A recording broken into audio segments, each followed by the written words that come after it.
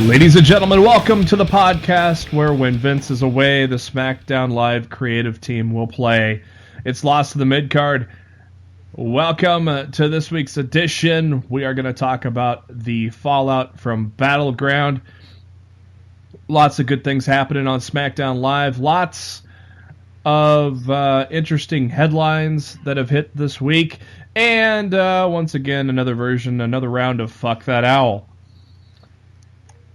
But first, thank you to SpiderDuck.net for being our host, enabling us to be on iTunes and any of your favorite podcasting apps. What you got to do is search for Lost in the Midcard and hit that subscribe button. That way you know every time a new episode comes your way, typically every Thursday and most Mondays after a WWE pay-per-view. You can also find us on YouTube. And the links to all that on our Facebook page, facebook.com/Lost in the Midcard. Head to the notes section for those links. We are also on the Twitter at LITMC Podcast. I am your host, Jeremy Bennett. You can find me on the Twitter at JBHuskers. And as always, my co-host, he is on the Twitter at RawFShowtime. It is Mr. Matt Black. Matt, how you doing?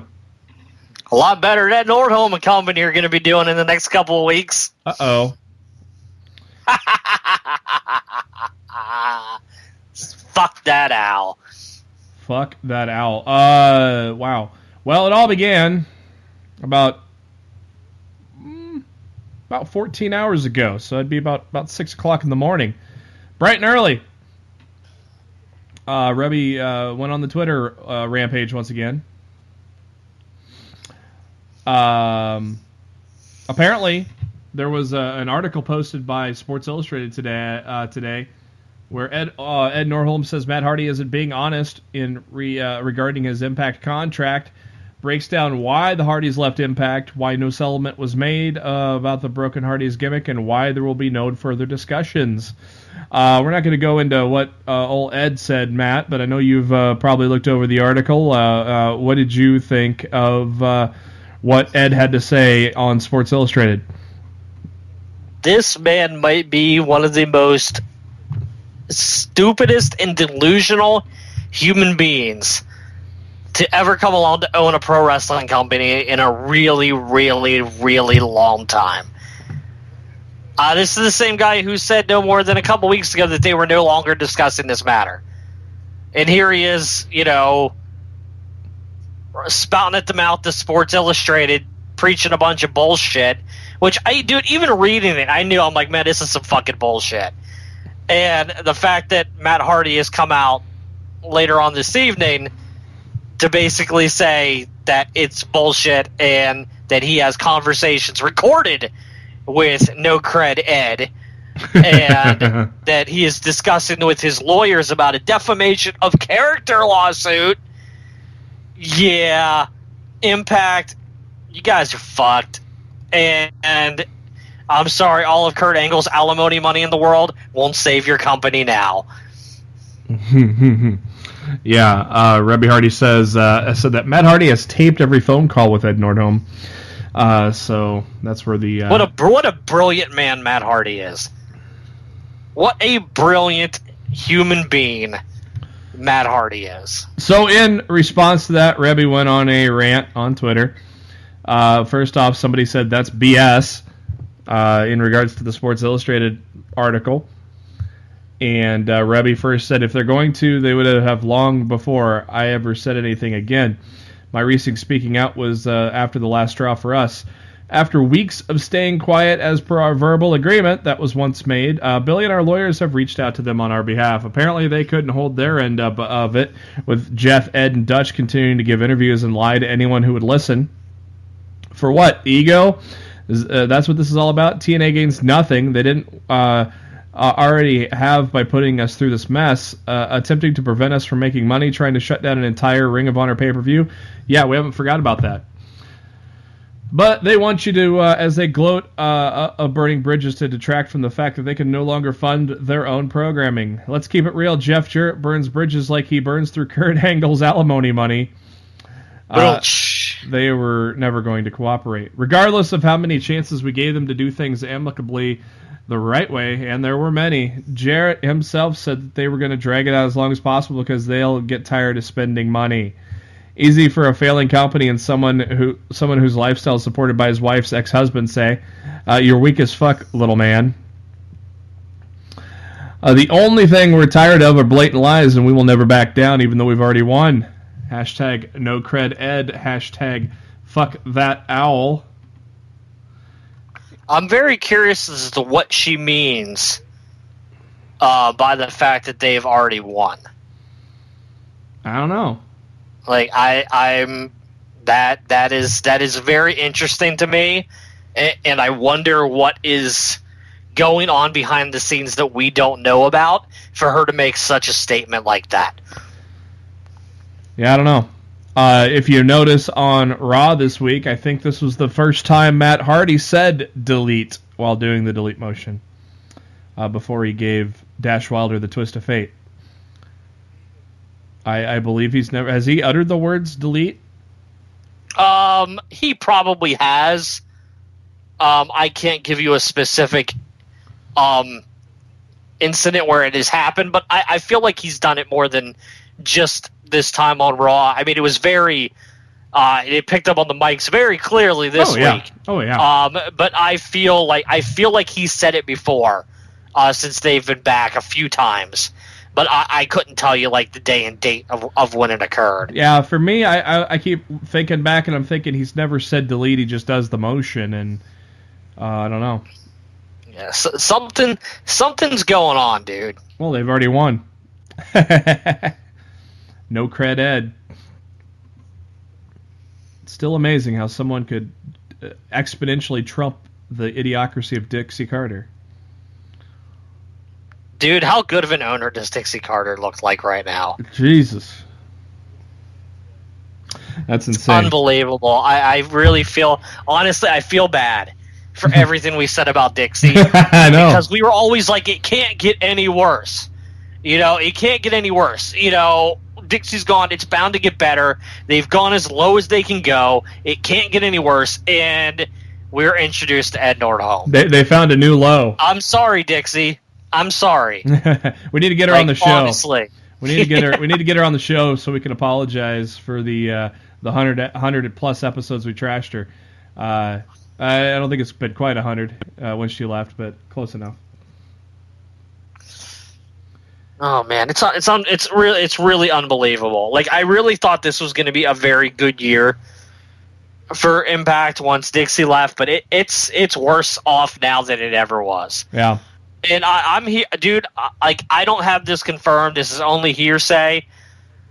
But I've heard rumblings that the reason why Alberto El Patron's indefinite suspension hasn't been lifted yet is because Global Force is trying to save money, and if they keep him suspended through the house show loop, that they don't have to pay him for those appearances. Oh God! So they're gonna wait till they have to tape. They have to wait till they they tape TV, and that taping. They aren't taping, I think, until about middle of August. Yeah. Yep. So I'm hearing rumors that they might hold this indefinite suspension on until after the house show loop at the beginning of August in New York is done, because apparently Alberto makes more money than like every other wrestler in the company, and if they don't have to pay him for that house show loop, that saves them a ton of cash. And that's that. I don't have that 100% confirmed, but I have definitely heard that.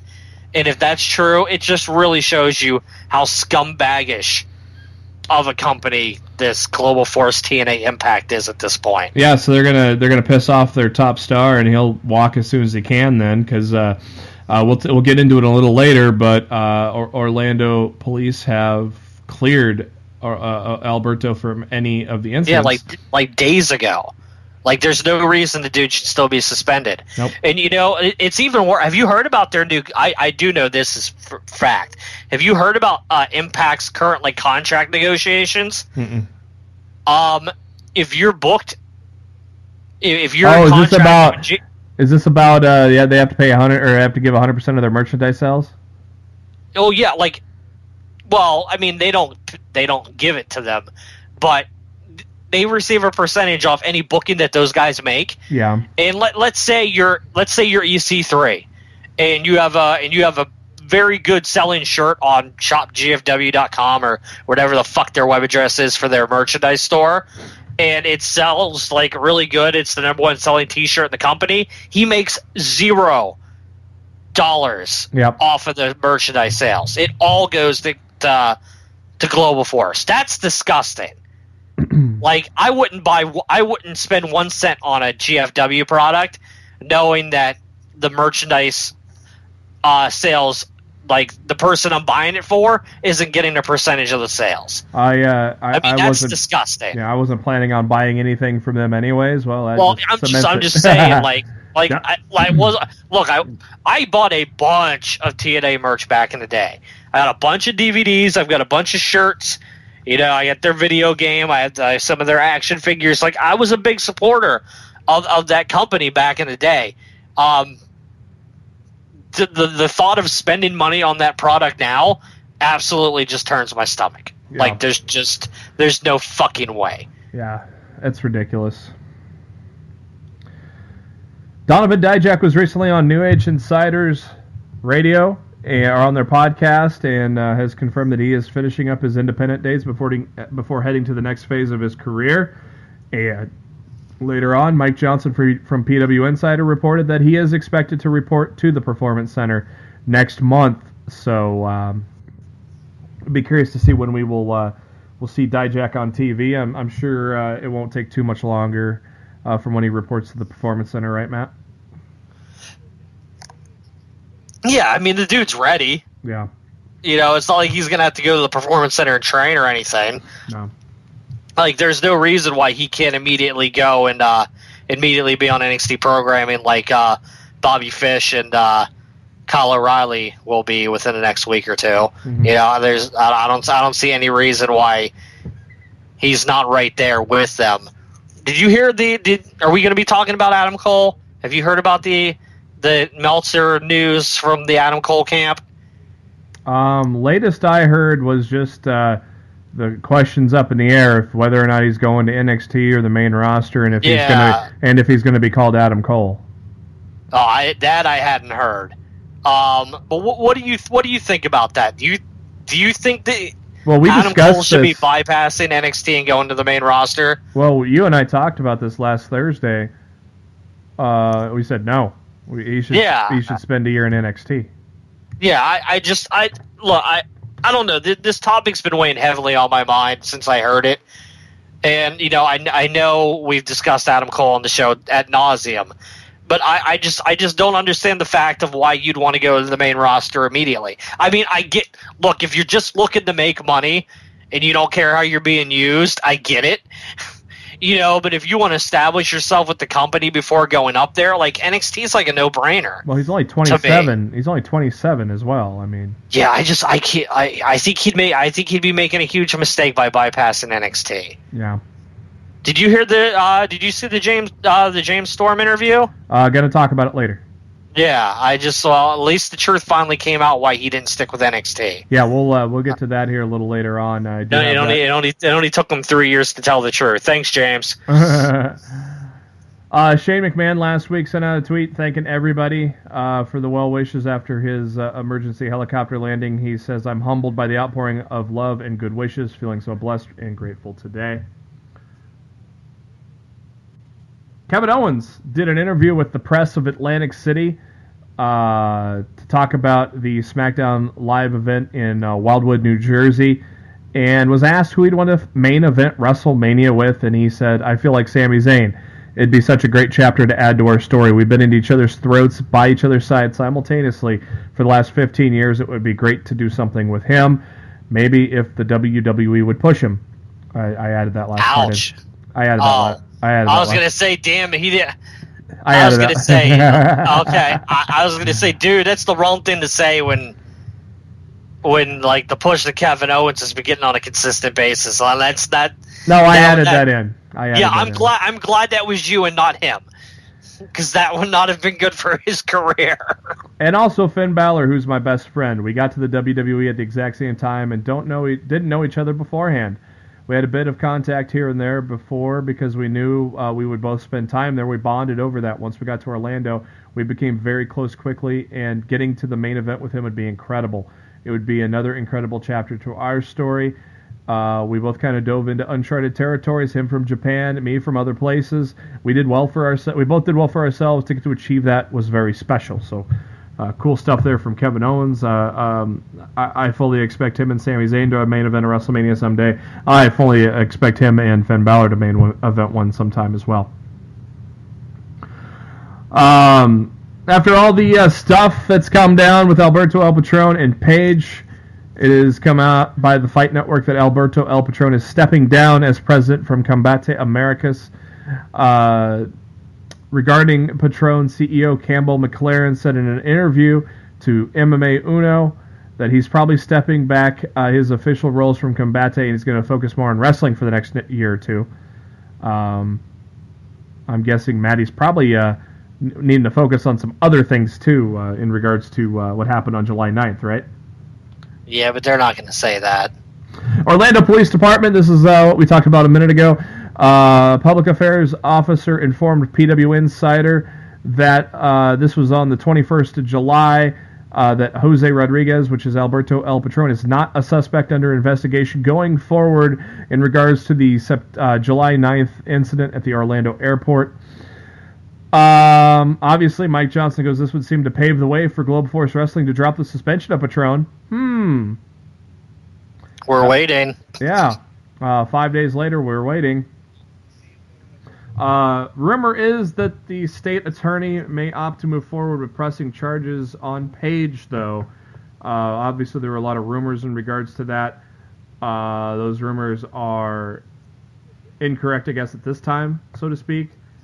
But I mean, here's the thing. Like, can they press charges if Alberto doesn't want to? I think they can. Like, I don't know how that works. I think the police can still press charges even though the other party does not want to. That's weird. That's weird to me. I've seen that in just in a couple of non-celebrities in domestic violence cases. Yes. I've seen that before, so it is not out of the ordinary. The state attorney's office still needs to determine on how they want to proceed. This was from today from Mike Johnson at PW Insider. During the ongoing media conference call, Dutch Mantel and Bruce Pritchard were asked about El Patron, and Mantel noted that Patron has been cleared as a suspect, but the company is continuing its own internal investigation, a.k.a. trying to save dollars. When that is completed, they will, quote, unquote, release their findings. So it appears that he is still suspended, though not being charged or not a suspect any longer. When Bram was suspended following the domestic violence arrest several years back, his suspension from the company ended 4 days after it was publicly announced that the charges had been dropped. Different management team and different ownership, Mike Johnson notes, but yeah, we're on day 5 now. This came out well before Rebby Hardy went ham on Twitter again, but Jeff Hardy trolled us on Instagram a few days ago with a picture on Instagram of broken glass. Thanks, Jeff. We know it's coming soon. And fuck that owl. Right, Matt? Indeed. Can't say that enough. Lots of toy talk to talk about now, thanks to the San Diego Comic-Con that's been going on. The WWE and Mattel have announced that they're going to launch a girls' toy line. They're going to launch a girls' product line that features the first ever fashion dolls of Nikki and Brie Bella, Sasha Banks, Natalya, Charlotte Flair, Becky Lynch, Alicia Fox, and Eva Marie. What? Oh, Eva Marie, where are you? As far as I'm aware, she's still under contract with the company. Yeah, bring her back. Bring her back, damn it. This will be the first time female WWE superstars will have a fashion doll and role-playing line in addition to action figures inspired by their in-ring characters. The dolls are now available for pre-order only online at Toys R Us Battleground.com. That pre-order started Monday. So, and speaking of pre-orders, fuck you, Walmart, because I had successfully pre-ordered the Super Nintendo Classic Edition, and they canceled it.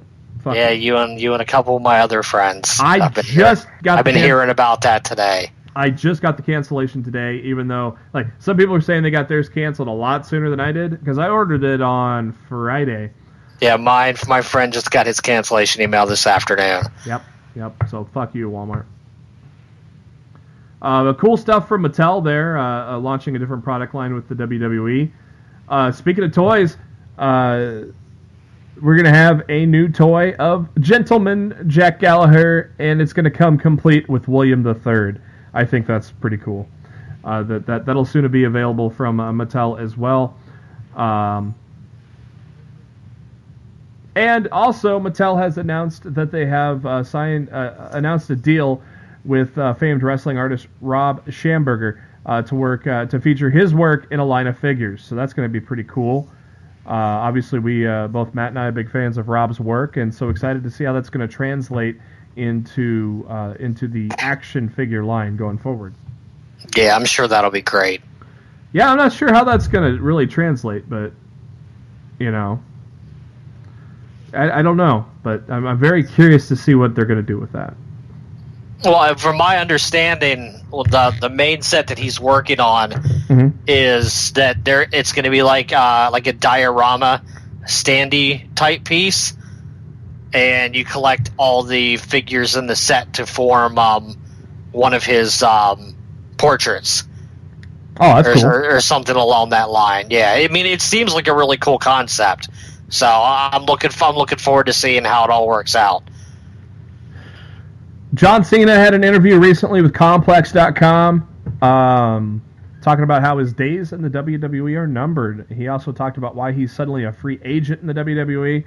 And John said, the reason that I wanted to be a free agent and the reason they kind of granted my request is because I don't know if I'll be available for SmackDown specific only or Raw specific only. I know that my days are numbered. I just turned 40 in April, so we have many young and talented performers. I just don't know how many years I have left. So in the time I have left, I'm going to do what I can to dedicate to this company. I just want to be able to do it the most time that I possibly can. I guess that makes a lot of sense, doesn't it, Matt? Enables him a little more flexibility and hopefully putting the ability of putting more people over, right, Matt? Yeah, I don't see a problem with it. Yeah, that's pretty cool. So we'll obviously get into SmackDown and see if he's going to be in a SmackDown feud for SummerSlam, or maybe a Raw feud. We're hoping SmackDown, but I'm not holding my breath on that. He was also asked about whether he would stay on with the WWE after he hung up his boots. He says, if the day comes when I'm not involved with the WWE, that'll be a drastic surprise to me. I certainly understand it because we all have career paths and nothing lasts forever, but the WWE has been my family for the past 15 years, and I've been very vocal about my passion and love, not just my time in the ring as a wrestler, but for the company itself, what it stands for, the people I work for. I literally would do whatever they ask me to do in whatever capacity I can to help the company. I would love to do so. So cool stuff there by John Cena. Update on Darren Young. He is expected to be cleared to return to the ring next month. He underwent surgery in January after suffering an elbow injury in main event against Epico. Should he come back with Bob Backlund, or should we try a different direction with Darren Young, Matt? Let's be real. Does anybody even remember the Bob Backlund storyline at this point? Yeah, I do, just because of the endless vignettes. Yeah, I don't know, dude. Like, I feel like the Darren Young experiment's over. I really don't feel like there's anything left for him to do. He can come back and be a jobber on main event or whatever. I don't foresee any type of actual real push in the future for Darren Young. Mm-hmm. Ratings for the week. Impact went sharply down. Fuck that, Al. Losing 52,000 viewers, which doesn't sound like a lot, but that's a good percentage of the Impact viewing lineup, right, Matt? Yeah, exactly. 322,000 down from 374 last week. Raw with a slight dip, 3.06 million, actually about 100,000 less from last week, and they were unable to keep 3 million viewers all the way throughout, as they did last week, but this week they dropped down to 2.91 for the final hour, with the first hour being the strongest at 3.156. SmackDown goes down slightly, no surprise with a disappointing Battleground pay-per-view, but they only lost 13,000 viewers as they fell down to 2.535 million. Yeah, I know a lot of people who said they weren't tuning into SmackDown after Battleground on Sunday. But for those who chose not to tune in, you missed a hell of a good show. Yeah, no shit. Good news for me. World Class Championship Wrestling from 82 and 83 is being added to the WWE Network. That is a lot of the Freebirds and the Von Erichs. So good stuff there, guys. Check it out. I was pretty happy about that.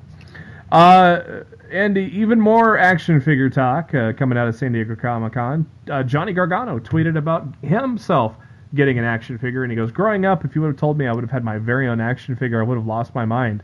Okay, I still lost my mind, but the first thing I did when I saw was text a picture of it to my parents. Throughout the years, they've taken me all over town to various toy stores looking for every Teenage Mutant Ninja Turtle, Power Ranger, or WWE figure that would come out. Now they get to go to those same stores and see if their son is hanging on the shelf. Pretty freaking cool.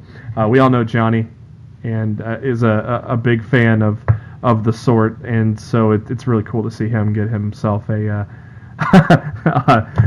wrestling figure. And Tommaso Ciampa also tweeted, because he's got one coming out, and he goes on Twitter, "Step 1, buy my figure. Step 2, beat up Johnny's figure." Oh my. That's pretty good. So Johnny Mundo, we've talked about him last week. He's going to be joining Global Force Wrestling if they can afford him. I was just going to say that. But for you Sharknado fans, Johnny Mundo is going to be in Sharknado 5 Global Swarming. He'll probably die. He says, "I have a fun little role." He goes, I may or may not be taking some sharks to Slam Town. So that's pretty cool. August 6th is the debut of Sharknado 5. You watched the Sharknado, Matt? I've seen the first one. I haven't seen. I've never seen any. I've never seen any of them. It is as advertised. Yeah. Good cheesy fun. I enjoyed the first one. I just haven't gotten around to 2, 3, or 4 yet. Yeah, I mean, if that's your thing, have fun with it. Then it's definitely not. It's not for me. For those that are going to Philadelphia for the Royal Rumble next year, pre-sale is already kicked off. Use the code RUMBLE at Ticketmaster.com to. Did you see the pictures at Battleground on Sunday? No. There were pictures during the main event taken outside the building with a line that people left during the main event because they'd rather stand in line for tickets for the Royal Rumble afterwards than watch Randy Orton versus Jinder Mahal. Like, there were pictures on Twitter, I'm like, holy shit. Like, there was a line, like, it looked like it was wrapping around the building because people were just standing out, because the pre-sale went on, like, right for the people at the venue. They could get the tickets right after the show was over. Yeah. So people literally left during the main event to go stand in line and get tickets for the Rumble instead of watching the main event. Oh my God, that's brutal. Yeah. Craziness. As we head towards NXT TakeOver Brooklyn 3, Asuka continues to pass a lot of major milestones. Just recently, she surpassed the Demolition 478-day mark as champion. And coming up here on the 29th, just in a couple days, she'll surpass the New Day's tag title reign of 483. And on August 17th, which is just before NXT TakeOver Brooklyn, I'm assuming she's not defending her title before then, so she'll still have the title then, and she'll surpass Rockin' Robin's longest reigning WWF Women's Champion of the post-Moolah era, which was 502 days. So Asuka is going to reach 500 days as champion. Matt, that's a hell of a feat, isn't it? It's almost unheard of in this day and age. And I mean, she's legitimately, surpassed Goldberg months ago. It's It's crazy. But the main thing that scares me about Asuka is how she's going to be treated once she gets to the main roster. And that's the thing. That's the thing that bothers me. Like I don't know if it worries you, but it most certainly worries me. Yeah. God only knows how Vince is going to treat her once she gets up there. You know, how do you go from like being undefeated for 2+ years to jobbing the Carmella on SmackDown? Yeah, no shit. Know, and just how do you even mentally handle that? After you murdered her on NXT. Oh man. Davey Richards has announced that he has left Global Force Wrestling. He posted on Twitter this just a couple of days ago. Today I come to terms with Global Force Wrestling for my release. This story, however, is a happy one. I have nothing but good memories and great things to say about my time there. Truth is, I love wrestling, but my goal is to become a doctor. I've managed my time in doing both my school, my job as a paramedic, being a dad, and a wrestler as best I could for as long as I could. But the demands as I head into the last couple of years of medical school have brought me to a point where I have to choose one or the other. So with Global Force Wrestling's blessing, I have chosen medical school. Thank you to everyone at GFW and its fans for an awesome journey. I can still take independent bookings on a limited basis for the time being. Maybe he's just saying that just to get the hell out of there. I truly believe. Look, I believe the fact that he wants to do the medical thing. I do too, because he's been doing that for forever.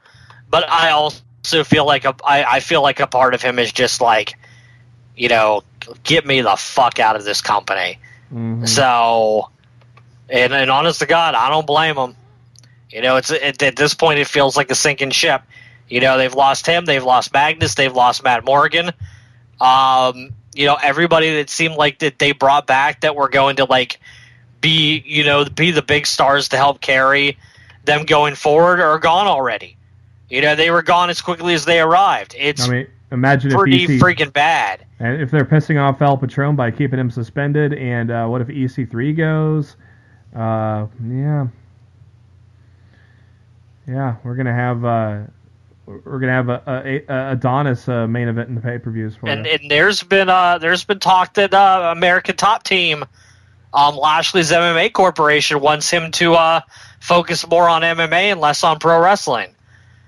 You know, so if that happens, then there goes another one of their top stars. Yeah, you know, they might be without anybody by the time this year's said and done. As the days go on, Matt, I am not now angry that I lost Pop TV. Yeah, it kind of makes me happy because it means for sure that we don't have to talk about it. Because I gained access in the meantime, so even better. A GoFundMe campaign has been launched to assist former Tough Enough winner Matt Capitelli, who's battling brain cancer. After 10 years of being in remission, his brain tumor returned in a much more aggressive form. So there are details on the GoFundMe page. If it's you go to GoFundMe.com/Matt's Biggest Battle, and he's currently raising money there, looking for a goal of $500,000. And so if you want to help him out, you can go to GoFundMe.com/Matt's Biggest Battle. James Storm did an interview with Brian Fitz of the Sporting News discussing Slammiversary, beer money, and all sorts of other things. First topic, why the DCC didn't work. And he said there's a lot of reasons why it didn't work, but the number one reason is number one reason I want to stay is because it wasn't done the way it had pitched and wanted it to be. I don't know what he meant. Kind of confused what he said there, but apparently the way he wanted the DCC to work wasn't how it played out. So maybe that's why we weren't fans of it, Matt. Maybe because it really did suck ass. Storm says he wanted a faction with himself, Eddie Kingston, and Bram to factor into the EC3 feud. He goes, I had planned this out for the past Slammiversary. We have our match, and then EC3 comes in and tries to screw me by hitting me with a beer bottle, 1-2 kick out. Then Bram and Kingston come down, beat up EC3 a little bit, and they fight. And then a fourth member comes out, takes the mask, and it's Jeff Jarrett. And he hits Lashley with a guitar. Then I pinned Lashley. On Impact, going on the road being a good thing for the product, it's really hard to judge who's over and who's not. I still think with us getting back on the road, it'll show management we need to push this guy because he's really over, or we should do something with this guy. It also helps younger talent learn how to work, not just go out and do all these moves, but learn how to work. On his time with NXT, he said the following: with the schedule of NXT, he was telling me we were going to try and run 100 to 120 shows from here on out throughout the year and stuff. Storm said it's great and everything, but where I was personally in my life, I couldn't be on the road that much because I've had some family problems. My wife wanted to have another kid, so it was one of those things where it wasn't the right timing for me. Hunter straight up and told me, go get your life together. This is my number. Maybe in 2 years we can do business again. And the truth finally comes out. And he still has Hunter's number, I'm sure.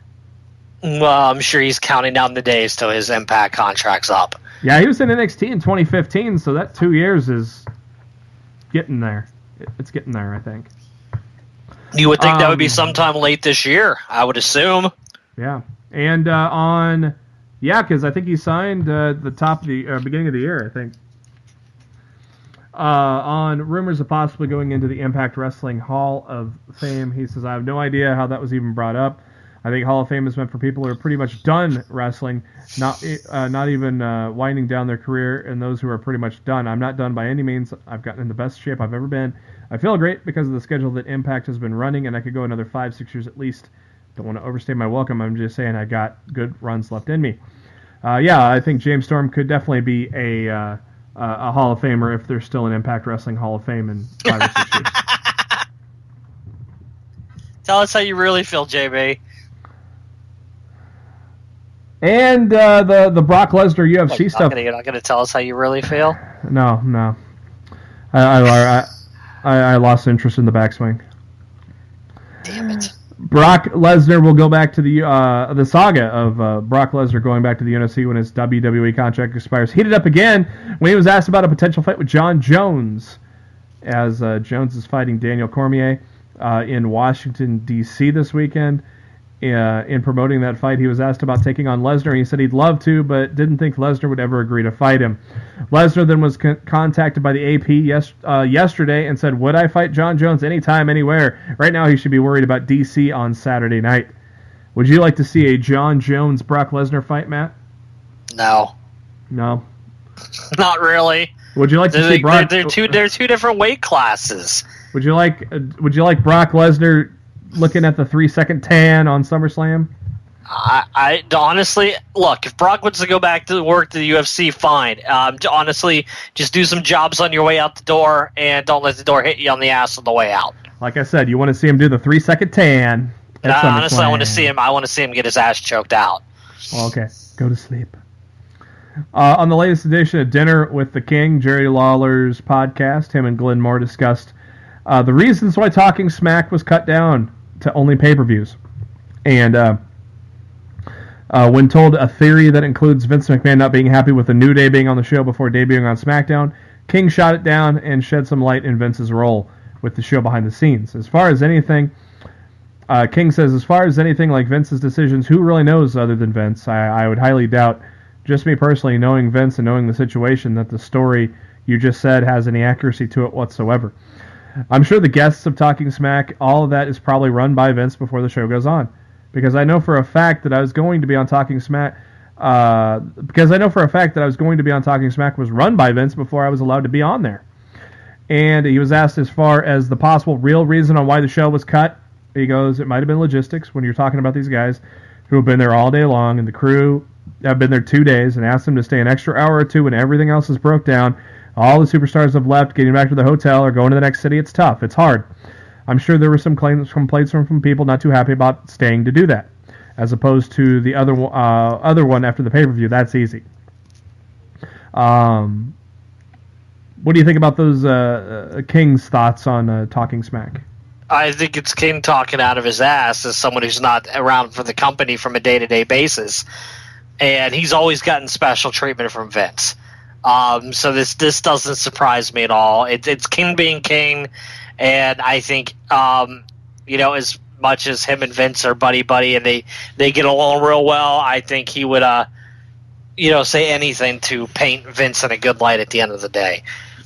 So yeah, I think it's much ado about nothing. King, King, you got a little brown on that nose there, King. Oh my! Shawn Michaels is going on the road. NXT, to do what?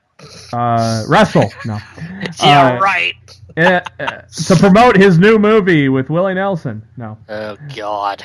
Hall of Famer Shawn Michaels is going to be on the road for this weekend's live events in the Midwest for NXT, and Michaels is going to be working as a producer on those shows. And Michaels has been helping out at times at the Performance Center, but has never done live events, so this will be his first loop in doing so. So good luck to the Heartbreak Kid, and hopefully it works well out for you there, and you have a good time.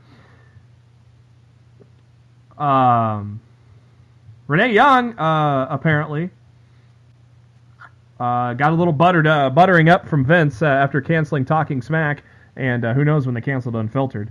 But a little buttering up, as now Renee Young from now on is going to be working both Raw and SmackDown from here on out. She's free agent Renee Young, brother. There you go, Jack.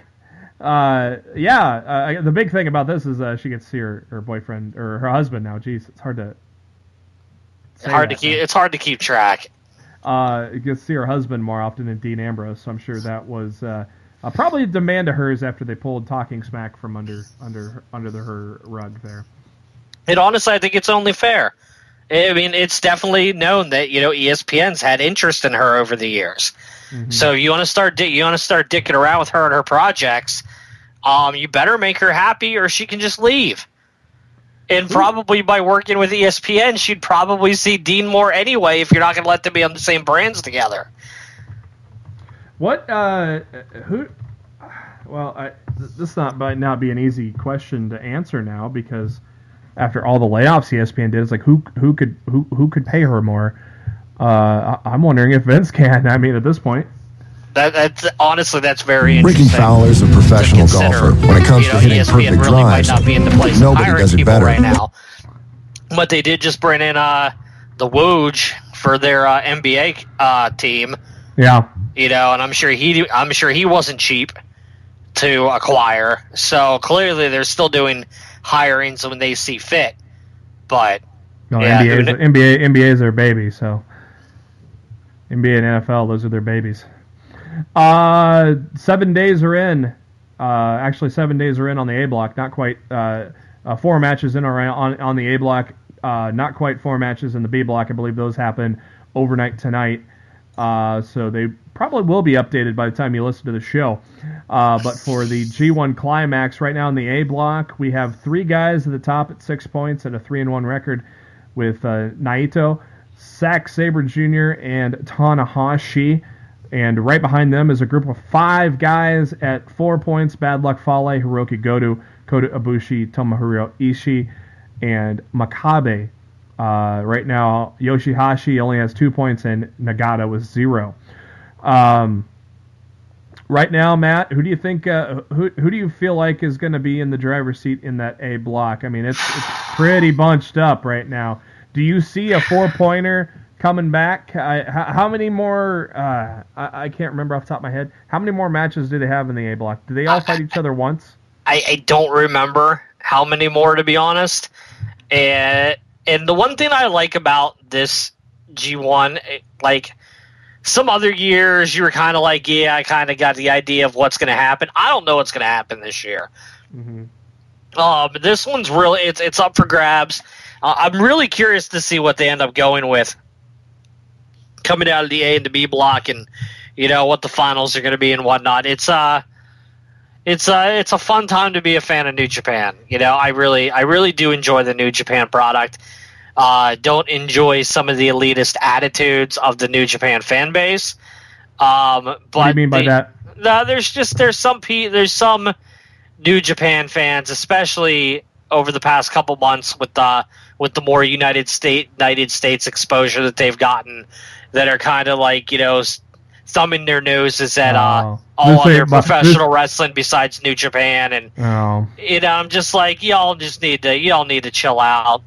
everybody, people can like what they want to like. They can like more than just New Japan. They can like WWE too, or WWE fans can also like New Japan. There doesn't have to be like a professional wrestling turf war. And the fact that I see some people doing that, it's really eye roll worthy. Yeah. Pro wrestling can be loved by all. I watch as much pro wrestling as I can from as many different companies as I can because I love pro wrestling. I don't love a specific brand. I don't love just WWE or just New Japan or NXT or Ring of Honor or Lucha Underground. I love pro wrestling, period. Yep. And when people pick a side and start bashing the other fan bases for being a fan of said product, I just find it to be ridiculous. Just everybody can like what they want to like. At the end of the day, it's all pro wrestling. I have confirmed while you were on the old much deserved soapbox, I should say. I fully agree with what you had to say.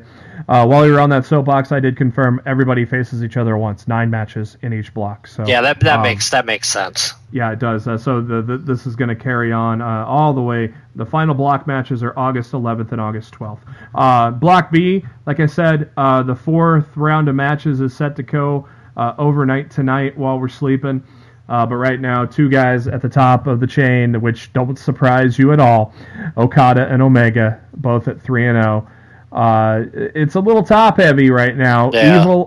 Evil and Suzuki at 4 points, and then it goes down to 2 points with 5 people, and with Elgin, Juice Robinson, Sonata, Tomotonga, Toriyano, and Kojima has no points right now.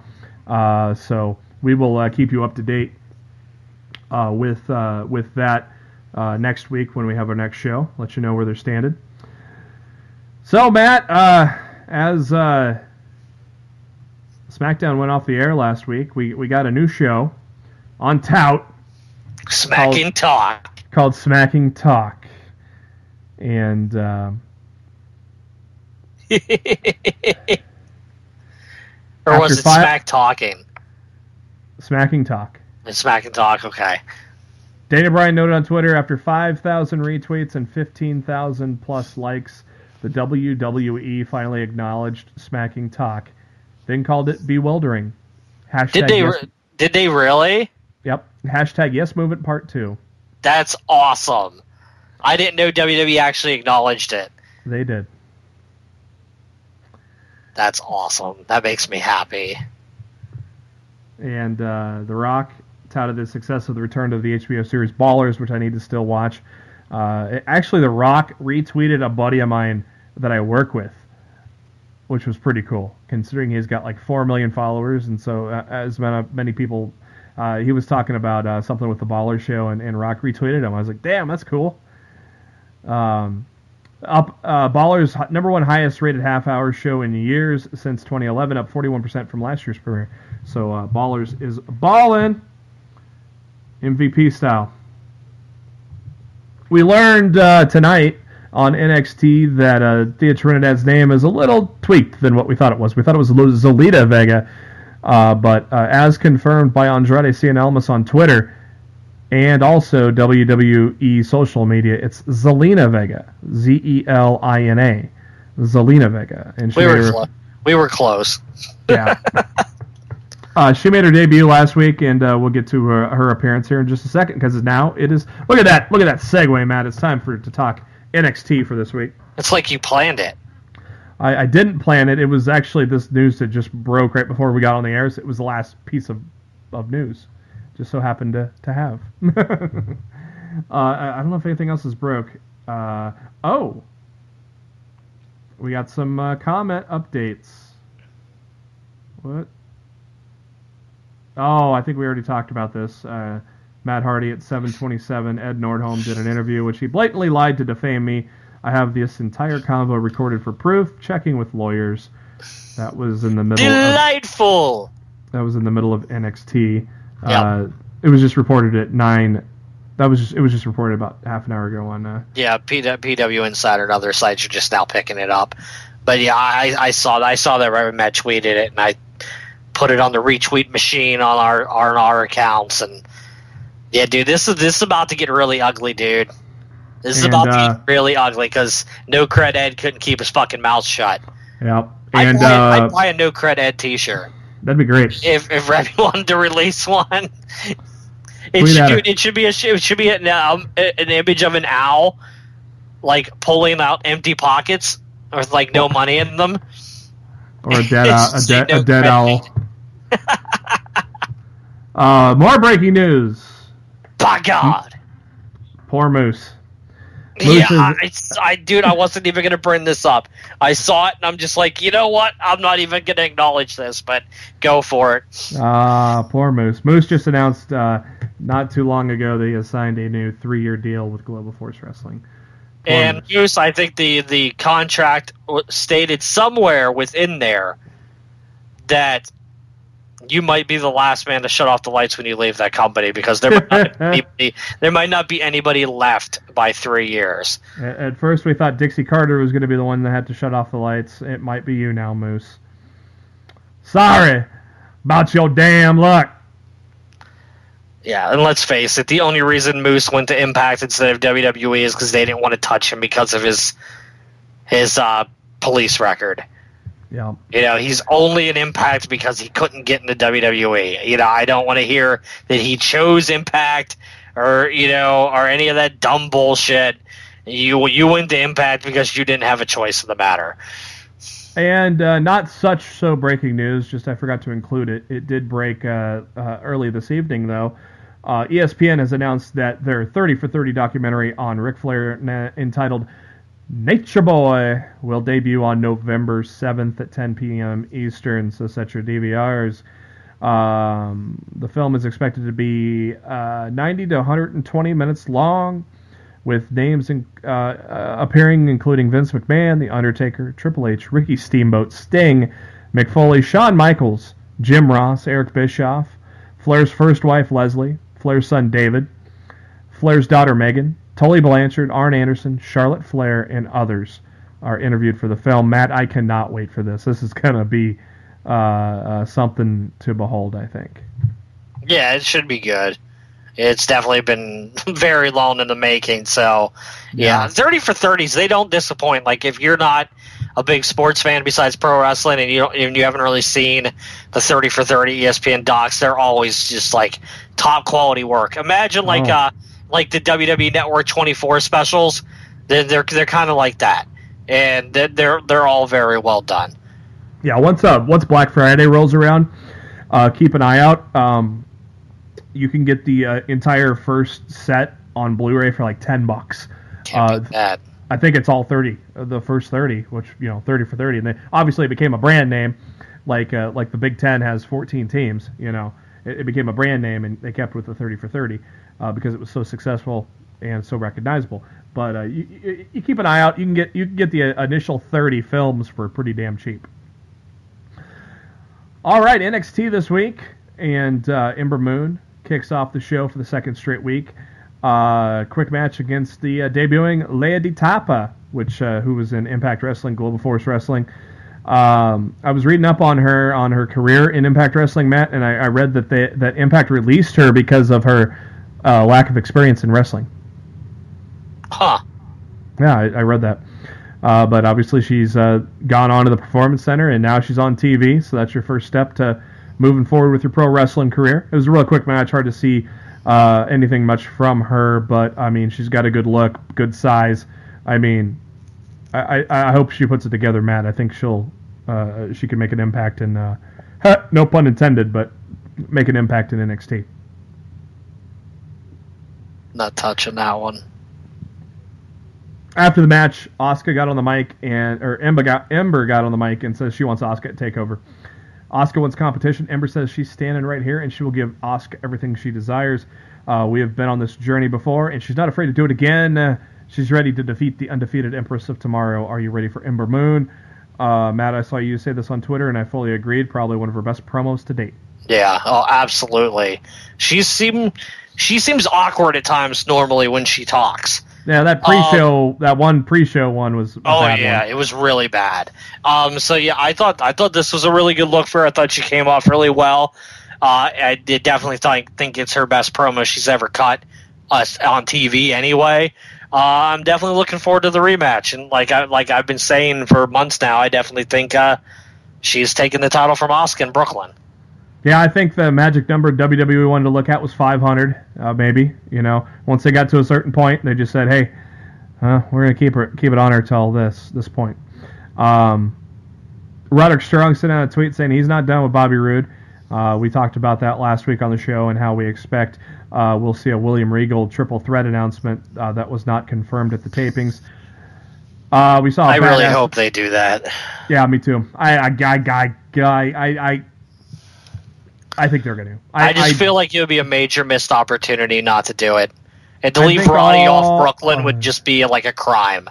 Yeah, I mean, after seeing all the cards on the table from the tapings, I am 98% sure this is going to be a triple threat. I wonder, though, if... Here's my gut feeling, Matt. Roddy's going to win the title at Brooklyn. Drew's going to turn heel. That's my gut feeling right now on the main event card of NXT. I don't know. Drew sure as hell didn't cut a heel promo tonight. Not tonight, but standing up for wrestling.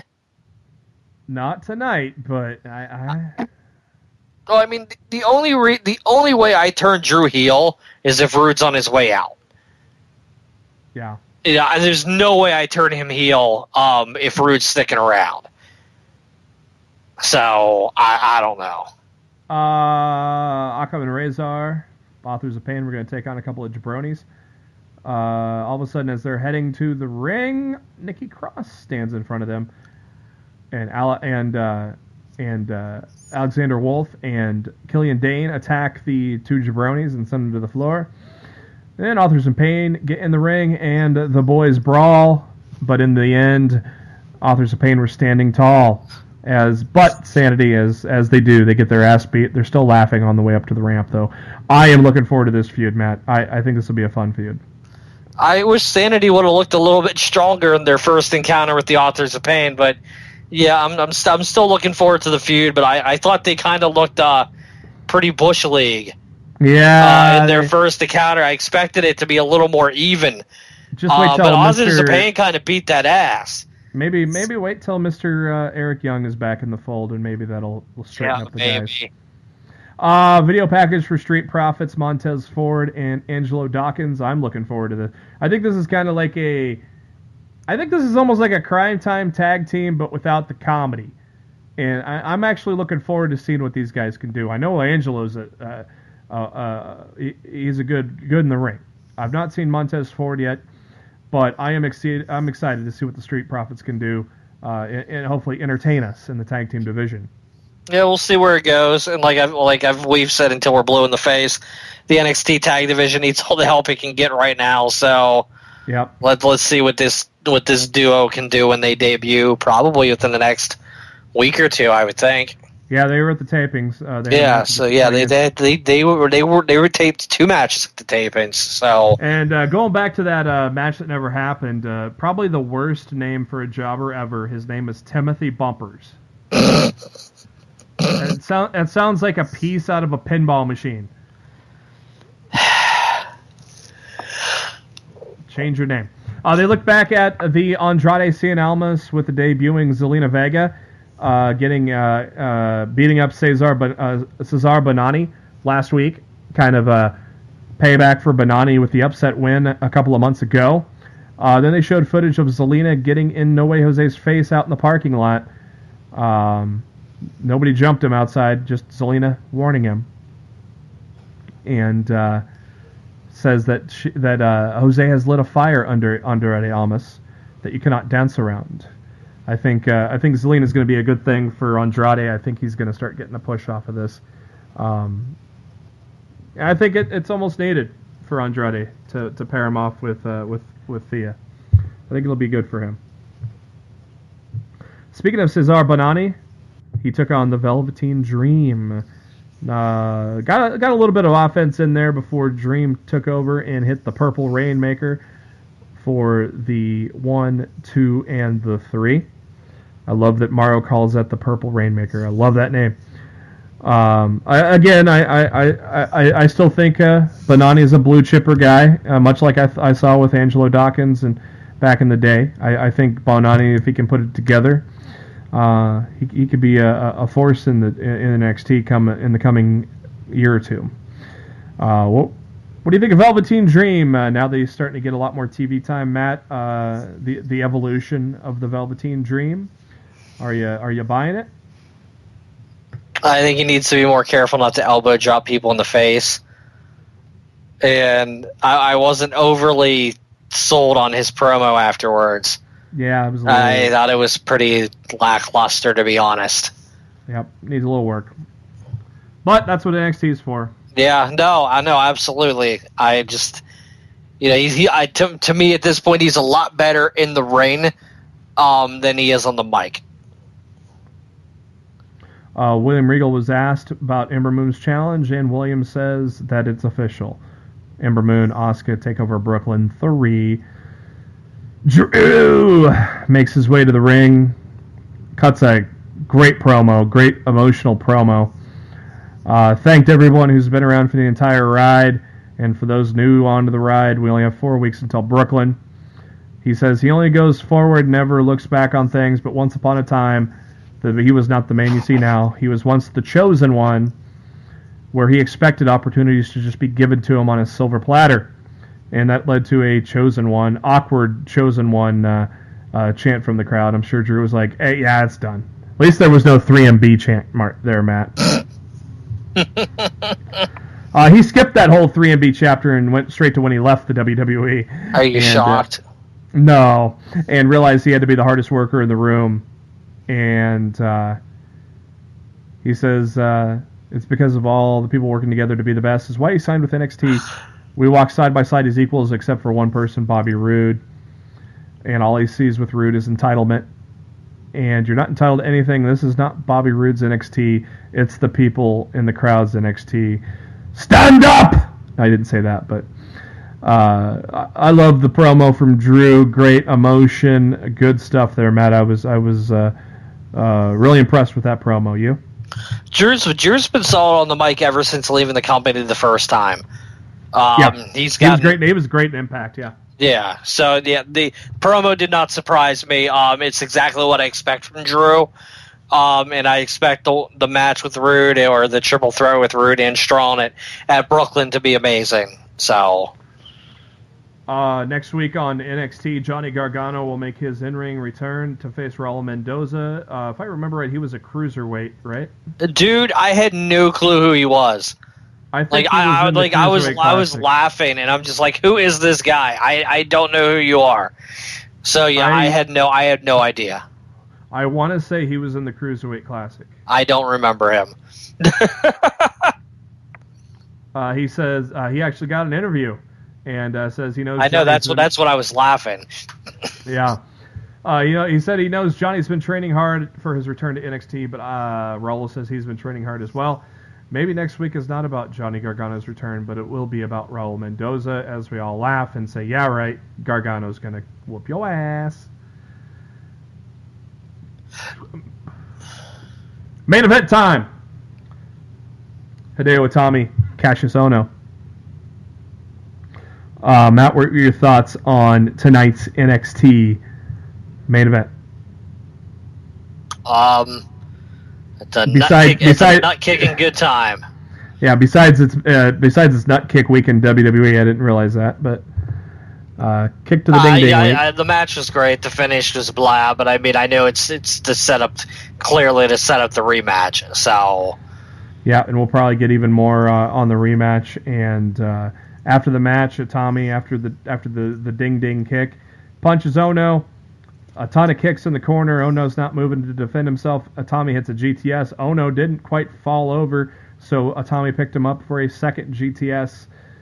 He left the ring, and he turns around, pulls Ohno to the floor, put him on his shoulders, and dropped him face first onto the ring steps as we end NXT this week. Good episode of NXT, Matt.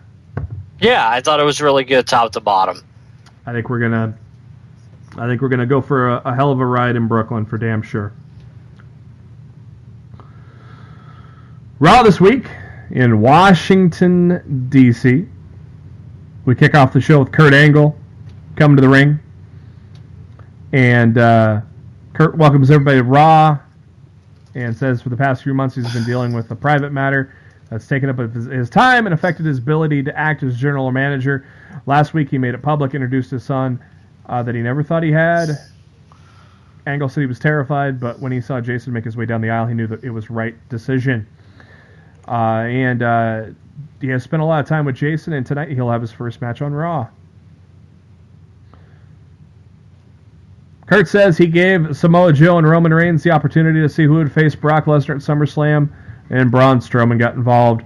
Kurt said he's made a decision. At SummerSlam, Brock Lesnar will face, and before he could finish his sentence, Braun Strowman comes to the ring. And one of the favorite Strowman lines we all love, Strowman says, the next words out of your mouth better be Braun Strowman, or else. And, Braun does have a good point. He won at Great Balls of Fire, right, Matt? Yeah, I mean, absolutely, he had a fair point. Samoa Joe comes out and says to Strowman that, fortunately for you, we have not crossed paths many times. Joe introduces himself and says he's the man who tamed the beast and was within seconds of putting him to sleep.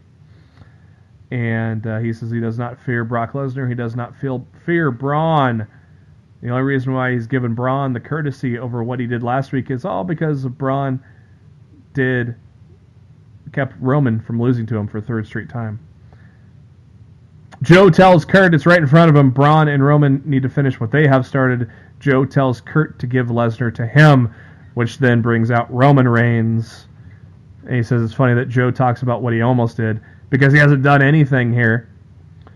Roman says Braun hasn't done anything here either, except beat the shit out of you, Roman. Oh, sorry. Roman says he's been a tag team champion, a U.S. champion, and a 3-time WWE champion. He won the Royal Rumble at Philly. He even took another shot at the Philly crowd for being quiet at Battleground. Did you notice that on Twitter, Matt? He took a shot at Philly. Him and Cena had a back and forth. Did they? On Twitter about that. You didn't see that? I didn't see the back and forth. No, that's when I kind of figured. That's when I kind of figured, well, maybe they were changing plans and they were going to go for Cena versus Reigns at SummerSlam. Now let me see if I can. That's been a rumor. See if I can find the exchange. Well, it certainly doesn't seem that way now. No. Because, the Fatal 4-Way and whatnot, like, unless they take Roman Reigns out of it, which would be weird, since they've already announced it. Yeah, they already announced it. So. Yeah. Let me see. I'm trying to find their back and forth. It was Monday night. What day was Monday? Monday. No, the date. 24th. Smart ass. Yeah, here we go. Yeah, Roman sent out a tweet Sunday night after the pay-per-view. Said, told y'all I'm the big fight. Heard Philly was a little quiet tonight. Better bring their best when we return. Hashtag Raw, hashtag my yard. John Cena replied, pride always becomes before the fall. Don't get too far ahead of yourself, young man. But if you want a big fight, be careful what you wish for. Hashtag Raw. Reigns replied with real tough guy on Twitter. If you want it, you know the way to my yard. Hashtag Raw. So, and this all occurred Monday evening before Raw went on the air. So I was like, are they gonna have Cena show up as Mr. Free Agent, and they're gonna do Reigns and Cena at SummerSlam? But clearly they went in another direction. But to me, that kind of seemed like they're teasing that Reigns versus Cena's on a collision course. Maybe they saved that for like a one-on-one match at the Royal Rumble.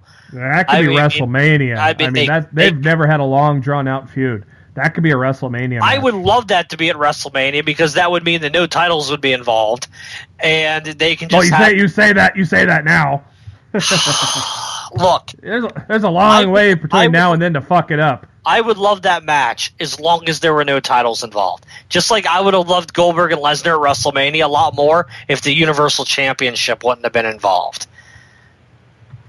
Yeah. So. Yeah, because we all knew we all knew in that situation with Goldberg. I mean, we all knew it was going to happen. Exactly. I hate predictability. Kurt Angle says that Brock Lesnar at SummerSlam is going to be facing Samoa Joe, Roman Reigns, and Braun Strowman in a Fatal 4 match for the Universal title that we hypothesized basically after Great Balls of Fire. Joe gets pissed off. Angle's leaving the ring and goes, Joe says, we're not done. And Kurt says, oh, we are done. And Braun says it doesn't matter how it is set up. All he cares about is piling the bodies. And Roman tells Braun to shut up. And then a 3-way awesome brawl starts with security. Yeah, good luck trying to break that up. And then the Raw locker room comes out to break it up. Great opening segment, I thought, Matt. Yeah, it was a hot way to start off the show, man. And you always like your segments, to be a great way to start the show. And sometimes the talking segments don't work out that way. But this one, with the brawl at the end, I thought it was great. Then we get to the first match of the evening, Finn Balor, Elias Samson in the no DQ match. I actually enjoyed this match, Matt. I don't know about you, but I thought it was a pretty decent match. Yeah, it was fine. I thought Samson did well in this spot. We all knew what was going to happen. At the end of the match, Balor was going up for the coup de grace, and the lights go out, and Bray Wyatt's there and hits Sister Abigail on Balor, and Samson covers for the 3 count. After the match, Wyatt crab walked to Balor and kneeled over him. Obviously, we're going to get that at SummerSlam. But I was impressed with Elias Samson there against Finn Balor. A good job there. Renee Young, hey, she's on Raw now, too. Free agent Renee Young. I'm going to call her free agent Renee Young from now on, Matt. Nice. It's with Kurt Angle. Kurt said it's been a hell of a week. Renee mentions that Jason will be facing Kurt Hawkins. Oh, what a tough test for Jason Jordan, Matt. Wow. Putting him right in the fire. Putting him right in the fire with the Star Factory, man. Emma enters and interrupts and says she wants to know when the focus is on her. Mainly because she spouted off on Twitter last week about not being on Raw. Well, hey, you get to face Nia Jax. Enjoy it. But before that, she goes, ask Kurt, what does she need to get noticed? Oh, I know. Maybe I should date your son. Kurt says, well, you got a match. Nia Jax, enjoy it. I think this was punishment for her talking on Twitter last week. Yep. And, it really came across like that. Vince is so fucking petty. It just doesn't surprise me one bit. Nope. So much for me saying Enzo and Cass was done for a match. They had a match. Yeah. And Enzo got a hair more of offense on this one. But Big Cass got the win, and he was not done with Enzo after the match, but then Big Show came to the ring. But Cass gets the upper hand on this exchange and is beating up the Big Show here. Probably going to lead to an official announcement of a SummerSlam match next week or in the weeks to come. Renee Young, free agent Renee Young, is with Alexa Bliss and asks her if she has a preference on who she would rather face between Bayley and Sasha Banks. And Alexa says tonight the universe will see a friendship destroyed. Team Gag Reflex will explode. I like how she called them Team Gag Reflex. The winner will get a chance to lose to her at SummerSlam. There you go. Emma against Nia Jax. That didn't last long. No.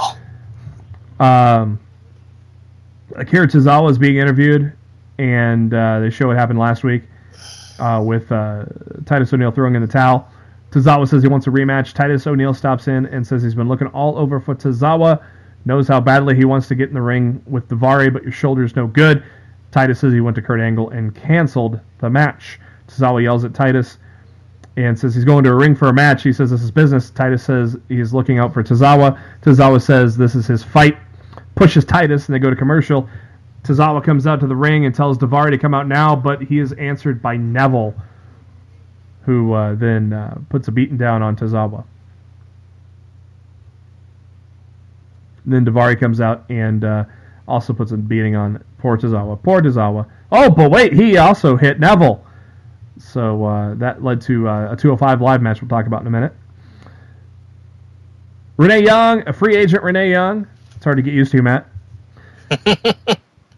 Free agent Renee Young is interviewing Jason Jordan. Asks him about his match against Kurt Hawkins, and he says he's happy for the opportunity. All eyes are on him, and he can handle it. Renee asks if he's nervous. Jason says he has butterflies, and Renee points out that Kurt said the same thing. Jason says it's incredible and unbelievable. The man he grew up idolizing and emulating his father, his hero is his father. And Jason says this is like having one of the wildest dreams, and then it comes true. Dean Ambrose getting ready for the handicap match that's going to main event Raw tonight. Seth Rollins, Dean Ambrose taking on Miz in the Miztourage. And Seth says they need to come up with a plan. Dean says he's not really up for one of Seth's plans. Dean says he has his plan. Seth says that they have to worry about 3 dudes, but then Dean says, we don't have to worry about 3 guys. I have to worry about 4. Ooh, burn. Number 1 contendership for the women's title, Sasha Banks Bayley. And Matt, to your surprise, Bayley's number 1 contender. I think this is a bad call. They've done such a piss poor job with Bayley over the past few months. All of a sudden that they want to make her hot again going into SummerSlam. I didn't like it. I didn't like it. Even when she was winning, they were doing a piss poor job. Yeah, creatively, yeah. Yeah. But yeah, I did not like the fact that Bayley won this one bit. Did not like it. What did you think of the match overall? The match was great. These two work really well together. They don't have bad matches. But I didn't. I think the wrong girl won. Do you think eventually we're getting Sasha turning heel now? Depends on what they do at SummerSlam. I mean, it's certainly possible. Like, I wanted Sasha and Bayley at SummerSlam. I didn't want Bliss involved with this. But it is what we've got. So we'll see what happens. They ruined Bayley. Sasha's been kind of in limbo herself. I was never gonna get the dream feud that I wanted to get that they could have done. But that's Vince and his lack of being able to book women properly. Yeah, that's why it's always nice when Vince isn't at SmackDown on Tuesday. No shit. Free agent Renee Young is with Kurt Hawkins. A lot of Renee Young tonight, huh? Or on Monday night, huh? Renee Young with Kurt Hawkins. Kurt says he's sick about hearing about Jason Jordan, doesn't care about him. He's going to smack Jason in his face, beat him, and ruin his Monday Night Raw debut. And that didn't happen. Quick match with Jason Jordan winning with a pop-up neck breaker. What did you like? What did you see in Jason Jordan on his Raw debut, Matt? Nothing that I hadn't already seen from Jason Jordan already.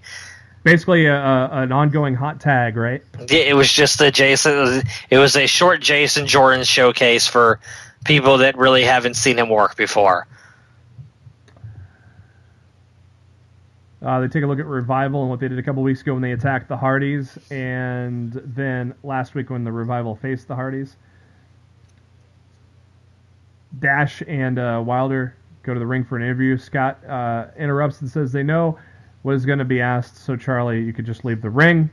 Poor Charlie. She lost all of her segments to Renee, and then she gets one in the ring, and the Revival say, hit the bricks, lady. And the Dash says not only did they dominate NXT, but they show that they're the most dominant tag team, and they're here to show why they're the future of Raw. Dawson said they sent the New Day to SmackDown, made the Hardys irrelevant. They heard Colin turned on Enzo because of their presence. And then the Good Brothers come out, Gallows and Anderson. So they can't listen to this crap anymore. All the stuff you're talking about, well, they did it first. New Day, they beat them up first. And Hardys, yeah, they beat them up first. And Gallows said that they were even bald first.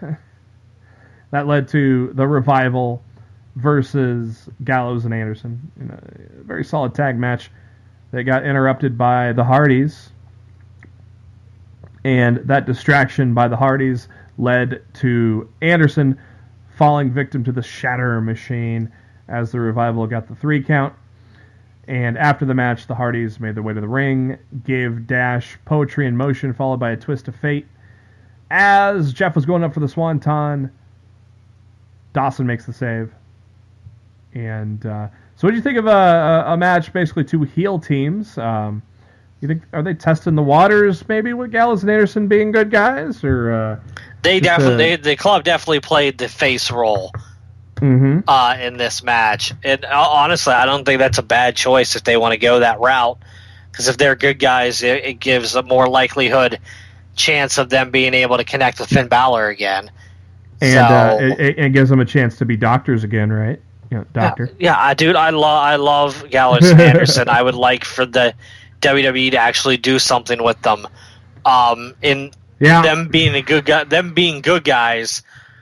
Would actually give them a chance to do that because they could do something with Finn. If that's the route they want to go, I'm all for it. I mean, DC was clearly behind them on Monday night, and they played the face role well. So I'd like to see them go all the way with it and see where it goes. Yeah, exactly. Miz did a promo backstage calling Ambrose and Rollins box office bombs. When has Miz hit the top 10 on the box office? Never. Next week on Miz TV will be Jason Jordan as his guest. And also, I asked for this on Twitter after the opening segment, and they provided it to me. Next week, we're going to get a triple threat match. Braun Strowman, Roman Reigns, Samoa Joe. Fuck, that'll be good. Be a nice little appetizer for SummerSlam. In the Berg. Main event time, Seth Rollins and Dean Ambrose took on Miz and the Miztourage. Fairly good match there.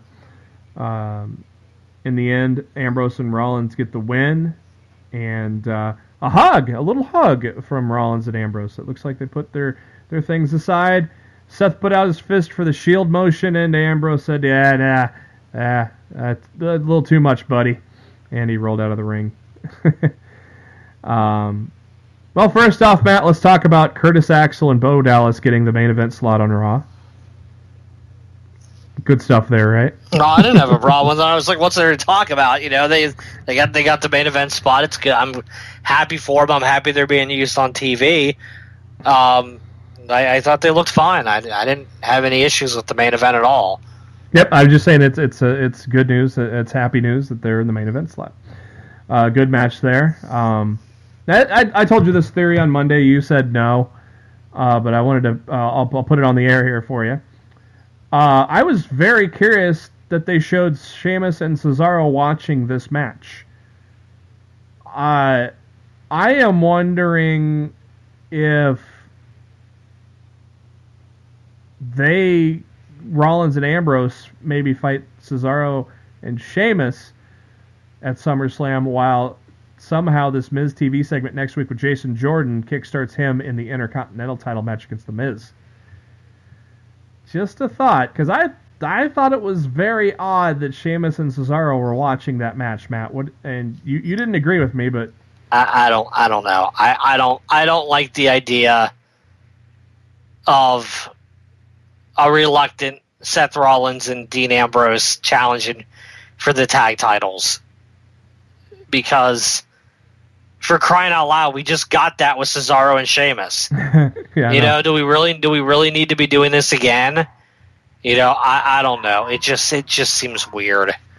But I mean, how weird was it that Sheamus and Cesaro were watching that match? That's the only thing I could think of. I mean, they're not gonna, unless they're turning them face, which I mean they could do. It could easily, now that they've got a persona as heels, they've got this they've clicked as the Bar. They can still transfer that kind of persona into a face, but I don't really know if that's where they're going with it. I don't know, and I mean, unless they're pushing Axel and Dallas as a team, I don't know. It was just really weird that they were watching that match. My only thought was, did the commentators even acknowledge it? I think they just said, oh, here's these guys watching. You know, Michael Cole will say, no, these guys. Like, because I don't even remember the commentators acknowledging it. And maybe it was a production truck miscue. Like, maybe they weren't even meant to be shot. Like, I heard rumblings that Sheamus wasn't even there. He's out filming a movie. So that's why they weren't even shown. It was like pre-tape. Yeah. Like them, like, you know, being shown watching the match. So the tag champions had a presence on TV. But I've heard rumors that Sheamus wasn't even there on Monday. I mean, I might be wrong, but that's just what I've heard. Well, you know, the picture will probably be clearer on Monday, especially if the tag champs are in the building. So it was just weird. I mean, I didn't think of it being a production fuck up, but that could be too. Maybe they were supposed to show them watching the Gallows and Anderson take on the Revival. I don't know. Well, I feel like they showed them earlier on in the evening. I don't remember that. So I don't know. Like, I feel like they showed them during the Revival and Gallows and Anderson's match. I feel like they did. I don't think they did. Man, I'm going to have to go back and read the Raw results. Because I feel like they did. That's why I thought it was so weird, because that was the first time I saw them all night. I swear I saw them earlier than that. On the show that night. I don't remember seeing them during that tag match. I'm going to look up the Raw results for Monday and see if I can find. Okay, yeah, because that's why I was so surprised and tweeted that out on Monday night, was because I was like, well, this is random. And I wouldn't have said that if they were on the show earlier, too. You know. Yeah, I could have sworn I saw them earlier.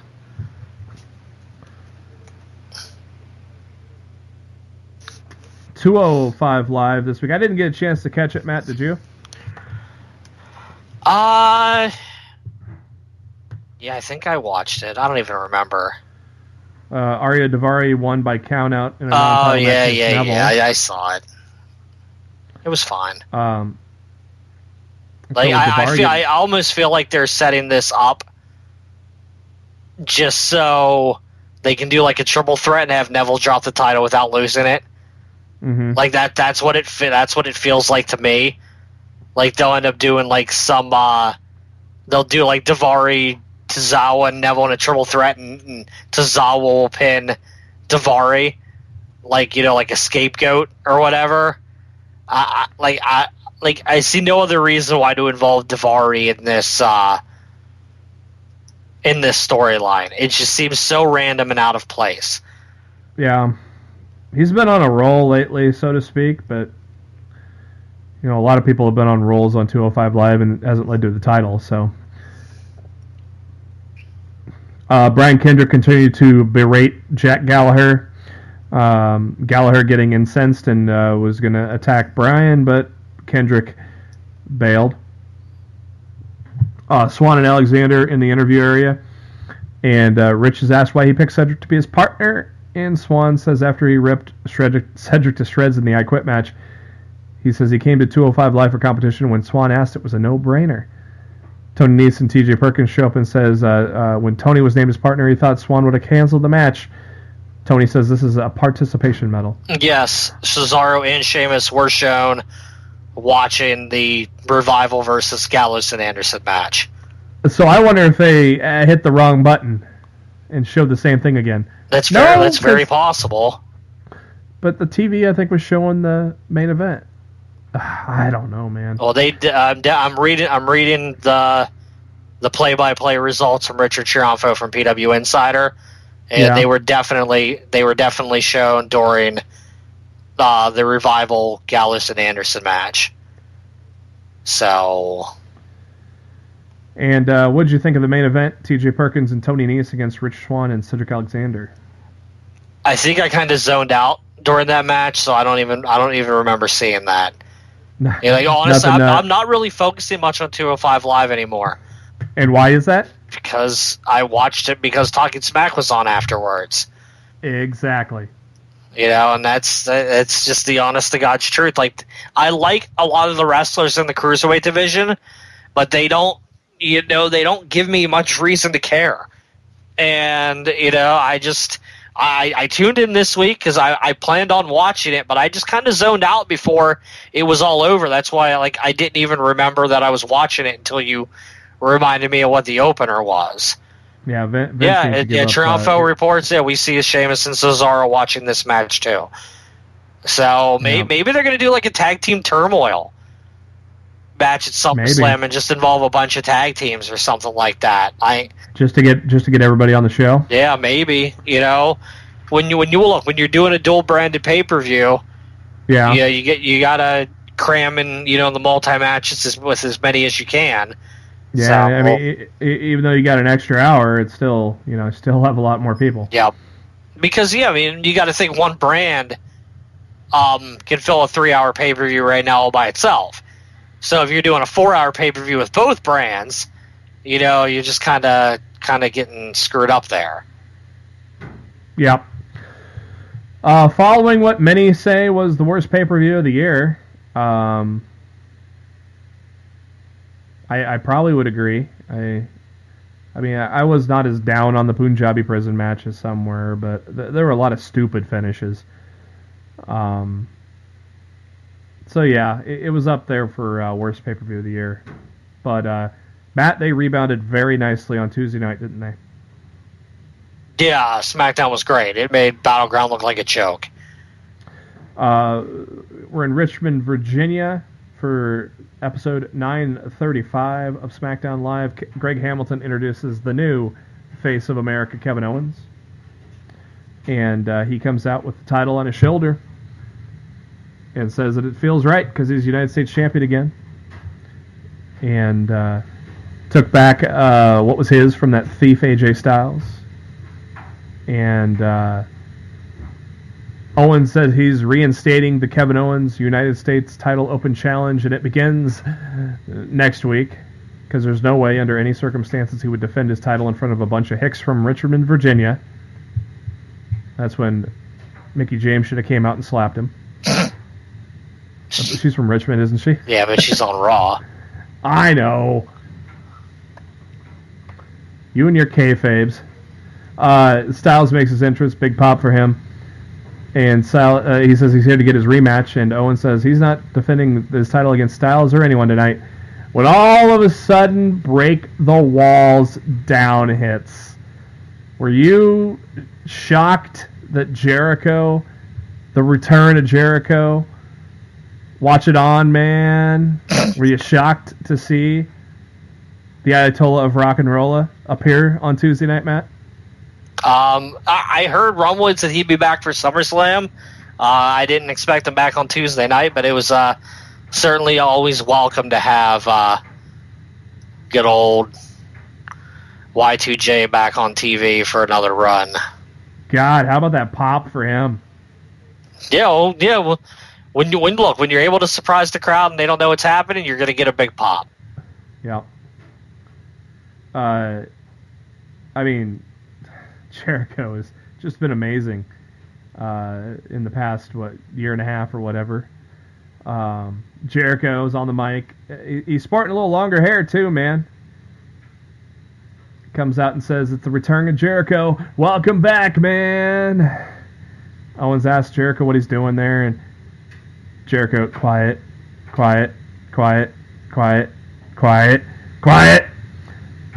And Jericho told Owens to shut his mouth because it's not Montreal. This is America, man. And reminded everybody that last time he was on SmackDown, he left on a stretcher because of Owens, and now he's back for his rematch of the United States title. Styles said they're all glad that Jericho's back and his sense of humor is back, but a lot of things have happened since then. Styles is the next one in line for the title. Jericho wondered if Styles was going to jump in line ahead of him and asked, you know what happens? You know what happens if you jump me in line? And he told a story about a guy jumping him in line at the grocery store and asked AJ, you know what happened to the guy? And AJ goes, you put him on the list, didn't you? He's no, I beat him up, put him on the walls of Jericho. Oh, good stuff from Jericho. And then finally, AJ Styles for jumping the line. You just made the list! Gigantic pop for that. And then he called Owens. Owens was walking out of the ring. Called him a stupid idiot. Another big pop for that. We missed all things Jericho. That's for damn sure. Owens was at the top of the ramp getting ready to say goodbye to the arena when Shane's music hit. And Shane asked the crowd how they're doing. And says, both guys have a legit shot at rematching for the United States title. And they'll get the opportunity at the same time because it'll be a triple threat match between Owens, Jericho, and Styles for the U.S. title. But it's not going to be at WrestleMania. It's not even going to be at SummerSlam. It is tonight on SmackDown Live, which pissed off Kevin Owens. Matt, that was another good opening to a WWE television show this week, huh? Yeah, I mean, absolutely. SmackDown and Raw both kicked off with big segments in a big way this week, and I like when a good opening segment can set the tone for the entire shows. And it's not authority-driven, really. The authority... Well, that's always appreciated. Like, authority figures. I know. I knew what you meant. Yeah. No, yeah. It's not authority-driven like Stephanie and Triple H leading off every Monday Night Raw in 2015 or whatever. But, it's still authority has a part, but, I mean, it was the end to make things official, So, well done. And Kurt Angle kicked off Raw, and Kurt Angle can kick off Raw anytime he wants, in my book. So, first match of the evening on SmackDown Live, Shinsuke Nakamura versus Baron Corbin, rematch from Battleground after Corbin kicked him in the ding-ding. Little did we know we'd have another ding-ding kick later tonight on NXT. I loved what I saw with Nakamura and Corbin. Man, that strike to the back of Corbin's head just before the end, Matt, that was a brutal shot, wasn't it? Yeah, it was a little nuts. Jim Ross was on the Steve Austin show, and Steve was talking about his displeasure of how the WWE is handling Nakamura right now, and we've talked about that. He felt like the Ziggler feud lasted way too long, which we agree with.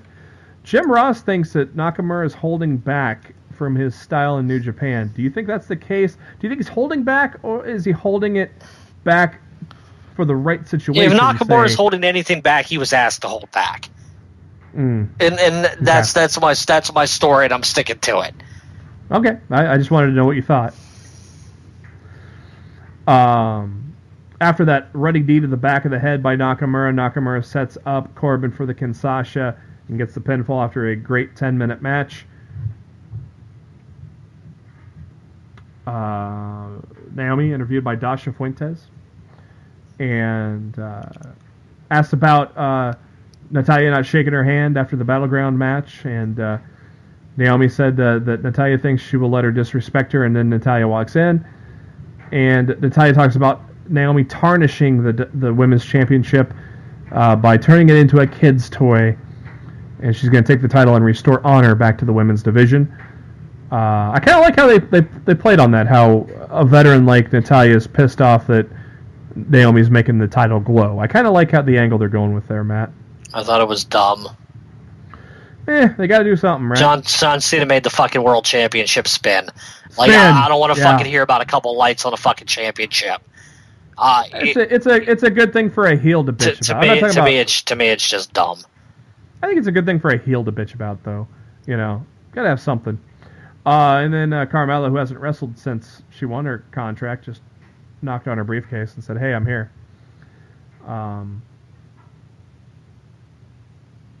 I wonder, are they just not having Carmella wrestle so they don't have her lose? I know they like to book the Money in the Bank winners to lose, and since she's the first women one, they want to keep her strong. I don't know what they're doing here. I don't know. Charlotte Flair, Becky Lynch took on Tamina and Lana. Match only went about 5 minutes with Lana tagging herself in, Charlotte kicking Tamina out of the ring, and then hit a big boot on Lana for the pinfall. And after the match, Tamina looked really mad at Lana and started yelling at her. And then Lana gets in the ring and gets out of the ring and follows her backstage. So there's that. I guess Tamina going to try to toughen up Lana, make her into a contender. I don't know. Trevor made a good point. He doesn't like how she's being presented right now as a wrestler. Matt, what are your thoughts on how she's being presented so far? I need to understand the storyline more before I can really form an opinion.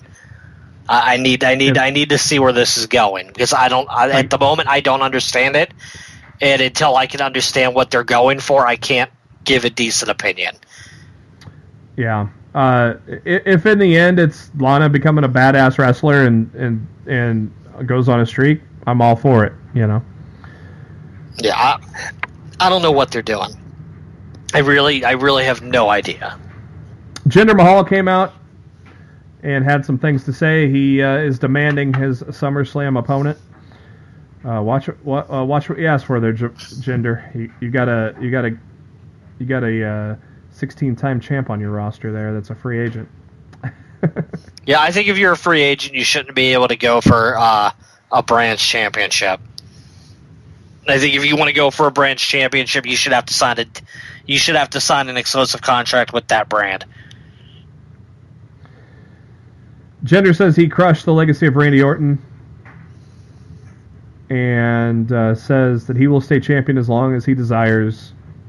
And wants to he's demanding who he'll be facing at SummerSlam. That's when John Cena's music hit, and Mahal assumed what Cena was going to say, but Cena corrected him and said he wanted to come out and congratulate him for the work he's put in to become a WWE champion, and respects the fact that you're in the best shape of your life and do what you have to do to keep your title. And this got the internet marks a trolling. Cena told Jinder at SummerSlam he'll be facing Super Cena. The marks, their ears perked up there, didn't they? And Cena said he'll be walking out as 17-time champion.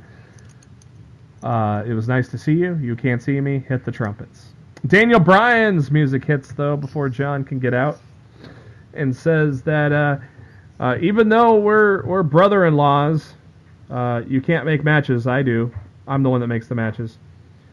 And says that even if your name is John Cena, you got to earn your opportunities. He said that Cena performed brilliantly at Battleground, and he'll face a man that performed brilliantly earlier tonight, John Cena versus Shinsuke Nakamura on a mega first-time match next week on SmackDown Live. The winner will get to face Jinder Mahal at SummerSlam. Matt, first off, I'll give you the silver lining.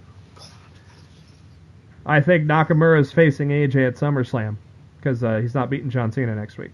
I think it's going to be Nakamura and AJ for the U.S. title. I think it is. What do you think? I think it's a triple threat. Owens, Nakamura, and AJ? No, Nakamura, Or Cena, Jericho. and Jinder. Oh, shit.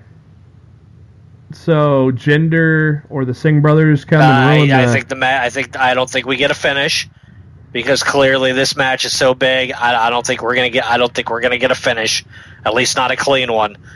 Because you led me into my next question. Why do this first time match now and not a pay-per-view? Yeah, I don't think we get a finish. I think, it's the typical heel story. I'm going to take out both guys, so neither of them are the number one contender for my championship. And then the authority exactly. Then the authority figure goes, well, now you're facing both of them. So if you had to put a gun to my head and I had to be right, I'd say it's a triple threat match at SummerSlam: Nakamura, Cena, and Jinder Mahal. Is that better than just Mahal and Cena? Yes. Because I still think Jinder's coming out champion. Well, the crowd ain't going to boo them out of the building if Nakamura's involved. Yeah, true. They're in Brooklyn, remember? Yeah, you need to make sure that the matches that the people hate, like Reigns, you got him in there with Strowman, Joe, and Brock. So the crowd ain't going to ruin that match. If Cena's in there with Nakamura and Jinder, crowd ain't going to ruin that match because Nakamura's in there. Yeah. So I feel like it's going to go. I feel like it's going to be a triple threat. Good point. Kevin Owens shows up in Shane McMahon's office pissed off, and Shane says what's fair is Styles and Jericho get a rematch for the title. He doesn't care who is the United States champion. He just wants to give the SmackDown audience the best show, period. And Owens says he doesn't give a damn about the SmackDown audience. And if Shane wasn't commissioner, then Kevin Owens doesn't give a damn about him either. They had a stare down, which always makes you wonder when someone stares down Shane if it leads to a match. I'm wondering if KO and Shane, sometime down the road, they're going to battle. Aiden English singing a great song. I loved how he was singing his normal song and then turned it into introducing the Power of Love. I thought it was great work there by Aiden English as he introduces his tag team partner Mike Kanellis, and they take on a great tag team that I wouldn't mind seeing together if they're not going to do anything with them. Sami Zayn and Ty Dillinger. Two guys that the universe loves. Why not pair them together if the creative ain't going to push them, right, Matt? Why not? I don't know if I see them interlocking themselves as a tag team right now, but I mean it was good for a one-off. I don't really see them as being a tag team. Good guys got the win here after 6 minutes, but we only got to see about half the match thanks to a commercial break in the middle of it. But Zayn and Dillinger get the win. New Day, Big E starts his usual promo, but in a interesting twist, someone attacked him while cutting the promo, and it was the Usos, and they then drug Kofi and Xavier out and started beating up on them.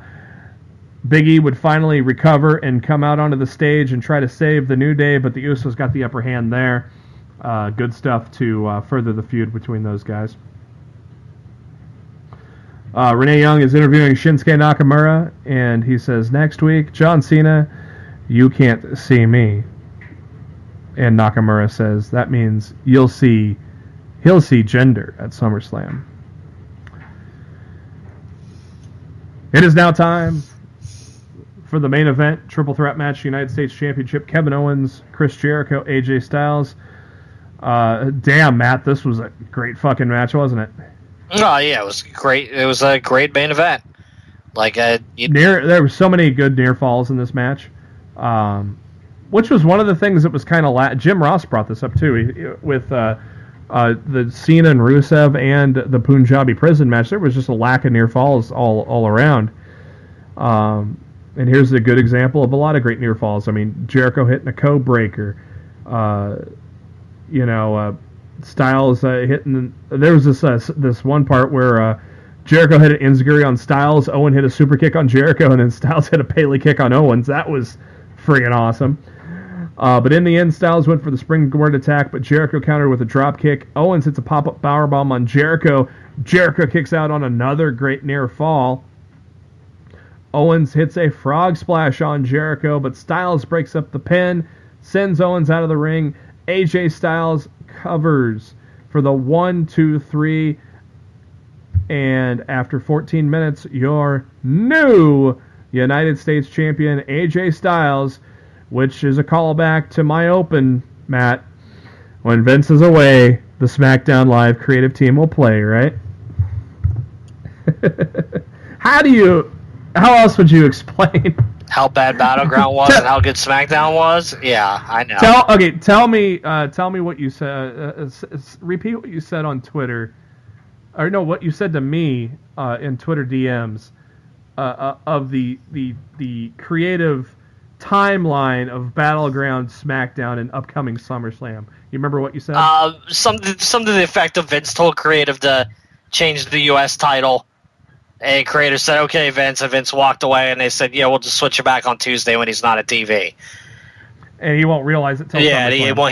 He won't know it until SummerSlam because he doesn't bother with our show anyway. So, rumors were Vince last minute decided to change, and AJ was originally going to go over at Battleground, but Vince last minute made the call to have a title change, and then it changes again on SmackDown Live just 2 days later. Vince is a douche. God, I mean, well, I guess in the end we're happy for now, right? For now.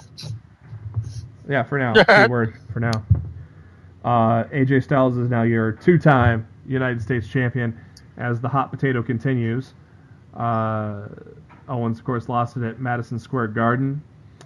And then AJ lost it at Battleground, and now Owens loses it in Richmond, Virginia, in front of all the Hicks. Hey, AJ likes to win WWE titles in Richmond.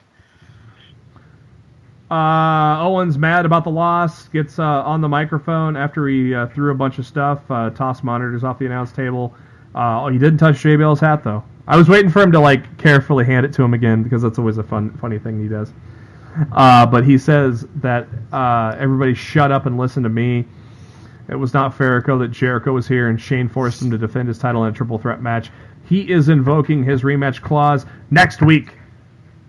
So Owens, AJ for the U.S. title, Nakamura, Cena.